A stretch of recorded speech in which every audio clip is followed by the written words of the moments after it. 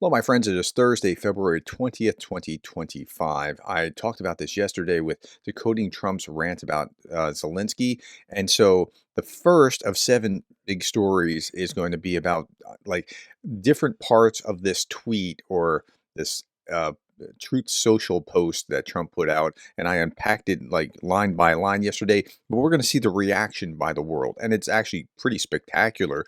The world is not putting up with this, and they're saying they're really pushing back against what Trump had to say. Okay, but Trump doubled down today, so let's hear what he had to say first, and then we will move on from there. Can you resurrect that deal? Is there anything that you can do? I think I'm going to resurrect it.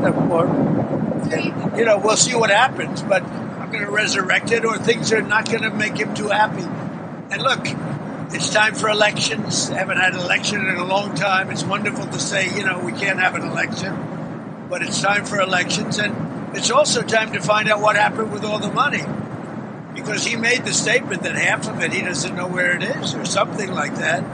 And I'd like to find out all the money that we've been sending to Ukraine, where is it? And I can tell you we're doing very well with Russia. We're going to do something with Russia that he was unable to do. We can make a deal with Russia to stop the killing of, potentially additional millions of people. The soldiers are being just wiped out on both sides. Wiped out. It's horrible. The weaponry today is so powerful, so, strong, that it's killing a lot of soldiers. And I don't want to see they're Russian and they're Ukrainian. I don't want to see those soldiers killed. They have mothers and fathers. They have sisters and brothers. Okay, so let's talk about this. Elections. They need to have elections, but constitutionally they're unable to during a time of martial law. Where's the money? Zelensky himself said, "Where's the money?" That's not what he meant. He meant that the money stays in the United States as they're rebuilding arms that they have sent over here. That's not what he's saying. And then third, the Russians want to make a deal. Okay, so that's where we are. So there's multi parts to this that people are reacting to around the world. Now, yesterday when I was talking about this, I was saying, okay, is Trump just Putin's poodle? That's one theory. Or is he trying to negotiate by saying, hey, he's terrible until he starts doing the things he wants him to do and then comes around. Now he's the greatest. That tends to be the way that Trump operates. Now, he could simultaneously be Putin's poodle and be doing that. It could be both and. It could be neither. I don't know what the other rationale would be, but we're just trying to unpack what's going on here.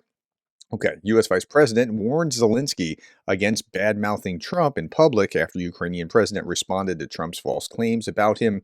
Trump also called Zelensky a dictator without election. So I already talked about the election thing just now, and you can't do that. But Trump really doesn't like it when somebody says anything against what Trump has said, and Zelensky starting to see some of the background. Now, Zelensky has been, he's probably bitten his tongue off multiple times here trying to work with Trump and, brace against what's going on, but here we are. President Zelensky refuted President Trump's claim that the U.S. sent $500 billion in aid. I mean, that's just an absurd figure that is mythical. Yesterday, what I was talking about in this video here was that I showed different variants of the numbers, including a little bit from Grok, just to show the difference between what is in a realm of realism and where Trump is as far as that number goes. So clarifying that actual support is 98.5 billion. If you're looking at military, it's one thing. If you're looking at military and humanitarian aid, it's another thing. But let's round and say it's about 150 billion. Let's say just rounded numbers, nowhere near the 300 or 500 billion in aid that Trump was recently talking about. Now, there's critics on all sides. Capitulation is pathetic and weak, says Democratic Senator Blumenthal, who slams Trump's attack on Ukraine, calling them disgusting betrayal. Now, what Trump said is wrong and should not have been said, and I agree with that. But when a Democrat senator says that, you kind of discount it in a sense because, well, you're on the other side of the aisle, and of course a Democrat's going to say stuff about a Republican, just like a Republican's going to say stuff about a Democrat. So let's look at what Republicans are saying. Here's Senator John Gerdes of Utah, Republican. President Zelensky and the Ukrainian people have stood admirably against an unprovoked invasion. I want to end this war just as much as President Trump does, but it must end on terms that bring lasting stability and peace. That means ensuring that Vladimir Putin does not walk away with victory. I've learned not to speculate on his negotiating tactics, but I do. Okay, so that's that part that I was talking about earlier about how, like, sometimes he negotiates in this way. I think there really is a thing there, even if there is something more to add to the story with maybe he's too close to Putin or too beholden to Putin or whatever else. But I do know that any long-term peace must come from strength, not concession. Okay, so even Jay in Kyiv was posting this. Republican senators disgusted by Trump's total fealty toward the Russian dictator. That's the way that Jay in Kyiv framed it, talking about this article from The Hill. So I went to the article from The Hill. Senate GOP dismayed by Trump and Zelensky war of words. So here's a number of Republican senators and what they're saying. Tom Tillis of North Carolina, who's not really a big hawk. I'm concerned with anything that would ultimately allow there to be a moral equivalency between Zelensky and Putin. Okay, yeah, that's right. There shouldn't be. Senator Susan Collins of Maine, very moderate Republican, said later in the day she had tremendous admiration for Zelensky, who has courageously led his country during the war. We must remember that the instigation of this war was President Putin, who launched an unprovoked attack in Ukraine. A little bit further down, we're talking about this is John Kennedy. John Kennedy is a senator from Louisiana. I know the name's it's confusing if you're outside the U.S. and you think Kennedy equals Democrat. Not related. I think President and Ukraine want the same thing. That is to get a settlement that lifts up Ukraine, lifts up the West, and diminishes Putin. Kennedy continued, I disagree with the White House. I don't think that Ukraine started the war. I think Putin did, and I've made my feelings well known. I think he's a gangster with a black heart. I think he's got Stalin's taste for blood. I think he makes Jeffrey Dahmer look like Mother Teresa. I think he's an evil, evil man, and I want to beat him. Okay, these are Republicans all talking here. Senator John Thune on Wednesday avoided directly addressing Trump's comments calling Zelensky a dictator, which echoed Russian disinformation. But Thune also said that Trump speaks for himself when pressed about the dictator claim, which is a very politically careful way of saying that's not us. Okay. And then a little bit further down, according to multiple members, Vance reiterated what he said in multiple interviews earlier in the day, criticizing Zelensky for bad-mouthing Trump, arguing it was not a constructive move for Kyiv. The idea that Zelensky is going to change the president's mind by bad-mouthing him in public media, everyone who knows the president will tell you this is an atrocious way to deal with this administration. That's right. Trump wants nothing but admiration, not anybody pushing back, and that pushing back led to this backlash, I think. Okay, and that's not, I'm not saying that Zelensky shouldn't have done that. Zelensky has every right to do that. Okay, now this is the Senate Armed Services Committee Chair, Roger Wicker, Republican from Mississippi. Any sort of peace talks that might get a fair result would definitely need to have the Ukrainians at the table, make sure that the European interests are considered and carefully weighed. Senate Armed Services Committee Chair Roger Wicker said, a leading Ukraine proponent, adding that Russian leaders should not be trusted in these talks. Quote, Putin is a war criminal and should be in jail for the rest of his life, if not executed. Okay, so that's the kind of thing that Republicans are saying, and they're not happy with the president right now, or most of them are not happy. Many of them. I mean, Marjorie Taylor Greene is still going on saying things, but I actually had that, and I was like, I'm not even going to show that. Okay, so when you can unite the most to the left and the most to the right in John Bolton, who is Trump's former aide, and Senator Bernie Sanders making nearly identical statements.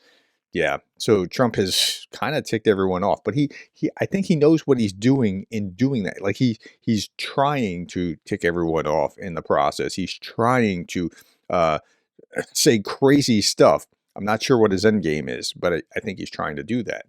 Okay, European leaders defended Zelensky after Trump called him a dictator without elections. Finnish President Stubb affirmed support for Ukraine's constitution and its democratically elected leader. Norway's prime minister called Trump's remark deeply unfair. German Chancellor Scholz labeled it wrong and dangerous. Czech President Pavel said calling Zelensky a dictator requires pure cynicism. UK conservative leader Badenoch stated Zelensky is a democratically elected leader. So the Europeans are pushing back as well. The Australian defense minister says the war in Ukraine must be resolved on Ukraine's terms because the aggressor here is Russia. And what we see at stake is the integrity of the rules-based order, the global rules-based order. He's not wrong. Macron stepped up. We support Ukraine and take full responsibility for ensuring peace and security in Europe. This is a fundamental interest of France, and I am its guarantor. All right. I mean, Macron's been stepping up in a big way over the last year. British Prime Minister Keir Starmer has called Zelensky. Starmer supported Ukraine's democratically elected leader. He also noted that it's, quote, perfectly reasonable to suspend elections during a time of war, as Britain did during World War II. Now, remember, the United States was in a different place in World War II. Like, our continent was really not in the game.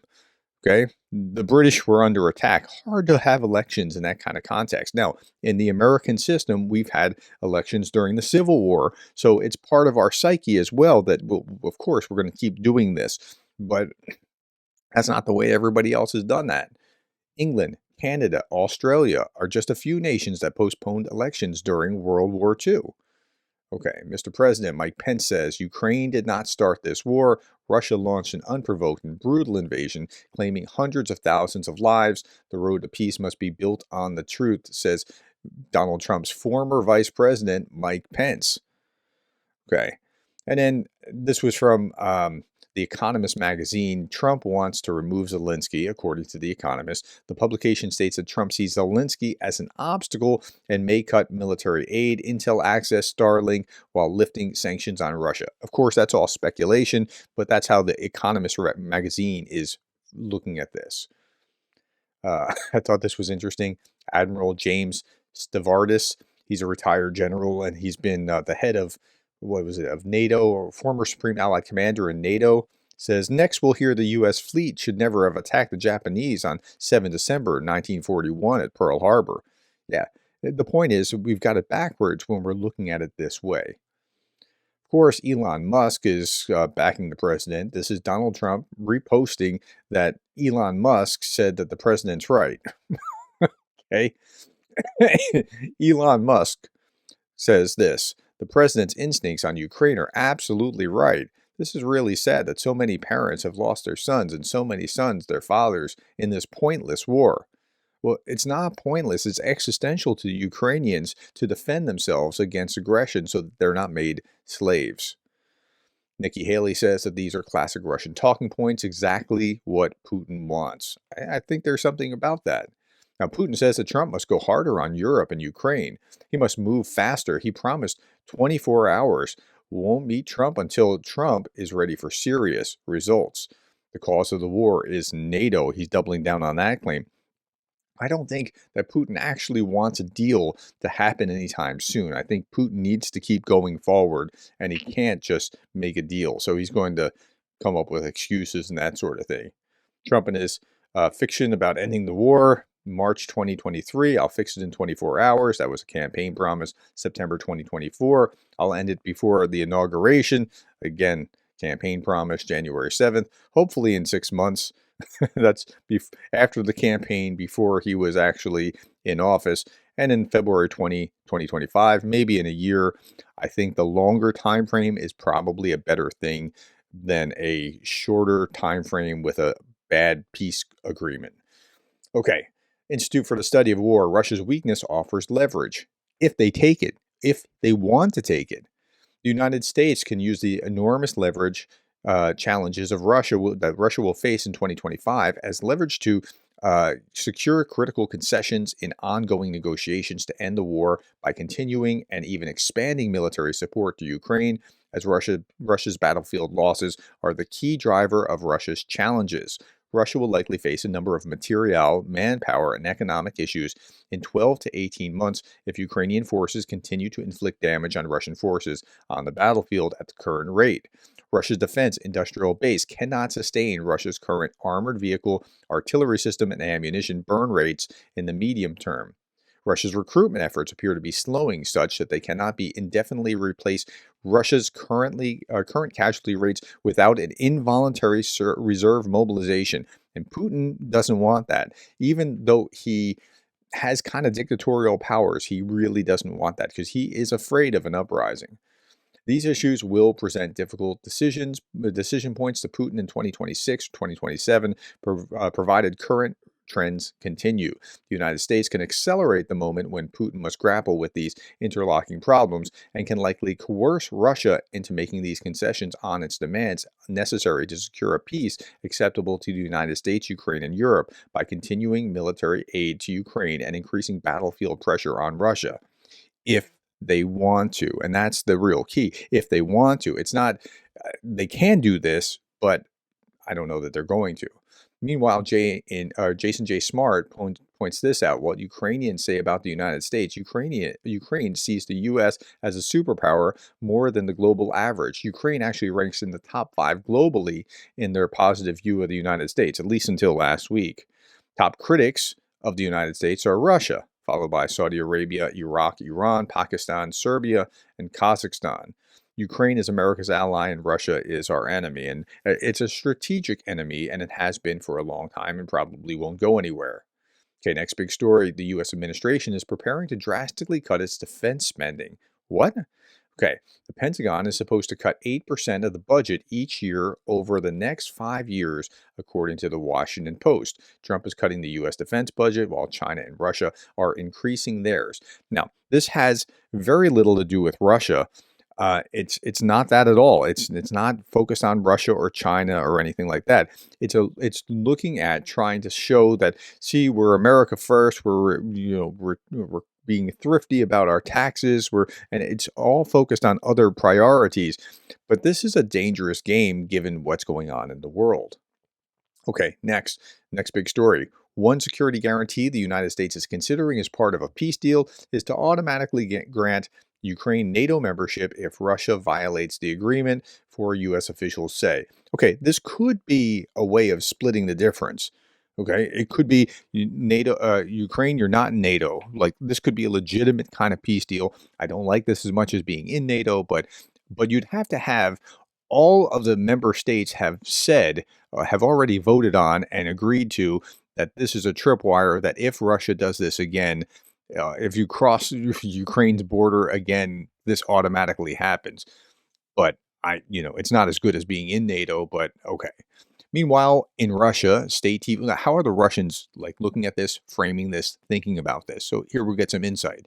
Russia state TV host Vladimir Soldyov boasts that Trump's information comes straight from Putin after their 1.5-hour-long phone call, as well as from the preceding 3.5-hour-long conversation between Putin and Trump's buddy Steve Witkoff. Okay, so that could be what's going on. Alexander Dugin says Zelensky actively participated in the campaign in favor of Kamala Harris because he is a pure product of swamp and Soros. Now he is in a critical position. Now in Ukraine, there is the growing wave of Trump phobia and America phobia. They hate Trump, Musk, Trumpists, and more than Putin. Now, on the surface of that looks like one thing, but if you really stop to think about why he would be putting this out and why he's saying this and what he hopes to achieve through this, it looks like he's trying to project more of this, right? Like this last 2 weeks, we had a black eye in the United States in regard to Ukraine because of Trump's statements, but he really is trying to propel more of this. Dmitry Medvedev talks about a dictator without elections, talking about Zelensky. Zelensky better move fast or he's not going to have a country left. If you told me just 3 months ago that these were the words of the U.S. president, I would have laughed out loud. But Donald Trump is 200% right. Bankrupt clown. Okay, again, whoa. If Medvedev is praising this, It's probably a sign that maybe it's not a good idea. Even Grok is talking about this. Like, here's a conversation on Grok. Is it the rational assumption that Trump might live in a Russian propaganda bubble? And the answer was yes. It is rational to assume that Donald Trump might live in a Russian propaganda bubble. He has ties to individuals and media with Russian connections, and his statements often reflect Russian narrative. Surprisingly, despite imposing some sanctions on Russia, he has not criticized Russian propaganda and has repeated its talking points. Okay, even AI is saying that. Okay, let's listen to just a couple more things here real quick. Let's listen to the former foreign minister of Lithuania. My guess is that his plan was to force Ukraine to accept the deal that he probably already agreed with President Putin. And when he has seen President Zelensky not relenting, I think that this is where he decided to put all his weight and, all the lies that have been told about Ukrainians and about the President Zelensky on public in order to pressure President Zelensky to relent and to give in into, what is actually Putin's offer for a deal. Why really go to the length of undermining President Zelensky at this juncture? Well, because he has no other option. If Zelensky is not taking the deal, that makes President Trump looking weak. I mean, if I were to give an advice, the best advice was given by President Roosevelt when he said that, speak softly and carry a big stick. Well, unfortunately, now it looks like President Trump is talking rather loudly, and when it comes to helping Ukraine, well, he's carrying a rather small stick. Yeah, it does seem like that, doesn't it? All right, just a couple more things and we'll be done. If Russia invaded Alaska, what would you call a U.S. president who made a deal to prevent war by allowing Russia to annex the state and occupy 730,000 Americans living there? It's a good question. It's a legitimate question. That's where Zelensky is. He can't stop and he can't allow this. And so Trump's deal here, if it's stopped short of that, think about the 600,000 children in Kherson and Zaporizhia and Donetsk and Luhansk who are being trained up to be Russians who will fight against Ukraine in just a matter of years, more than likely, right? Okay, last little bit. This is Darth Putin. On this day in 2022, Kremlin spokesperson said, Russia has never attacked anyone in its history, which is why Russia got so big. Donald will tweet this soon. Yep, here's Sputnik. Moscow has no plans for aggression, has never attacked anyone in its history. Look at the date, 20 February 2022. And finding articles like this is almost too easy. All right, my friends, thank you for your time. Thank you for the likes, the shares, and the subscribes. And thank you for being the kind of person that cares about Ukraine.